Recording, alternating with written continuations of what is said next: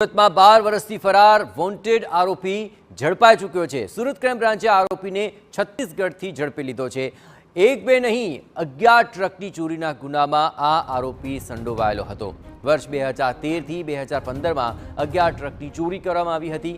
આરોપી મોહમ્મદ એખલાલ ખાનની પોલીસથી બચવા છત્તીસગઢ ભાગી ચૂક્યો હતો। દેશની સૌથી મોટી કોલસાની ખાણમાં તે ડ્રાઇવિંગ કરતો હતો। પોલીસે કોલસાની ખાણ બહારથી આ આરોપીને ઝડપી પાડ્યો। घेवरा कोलसानी खाण के जे बहु मोटी एशियानी सौथी मोटी खाण है एमां ड्राइविंग करी अने गुजरात चलावे एवी बातमीना आधारे क्राइमब्रांचनी टीम त्यां जई अने कोलसानी खाणमांनी बहार वॉच गोठवी आरोपी बहार निकळता एने पकड़ी पाडेल छे। पकड़ीने अत्रे लावी एने 11 गुनामां वॉन्टेड जाहेर छे। डुमस पोलीस स्टेशनमां एनुं 70 मुजबनुं वॉरंट निकळेल छे। पकड़ी अने आरोपीने डुमस पोलीस स्टेशनने सुपुर्द करेल छे। आ आरोपीनो गुनाहित इतिहास 3 પોલીસ સ્ટેશન અમરોલી માં 2 ગુના અને લિંબાયત પોલીસ સ્ટેશનમાં અલગ અલગ ગુનાઓ દાખલ થયેલ છે।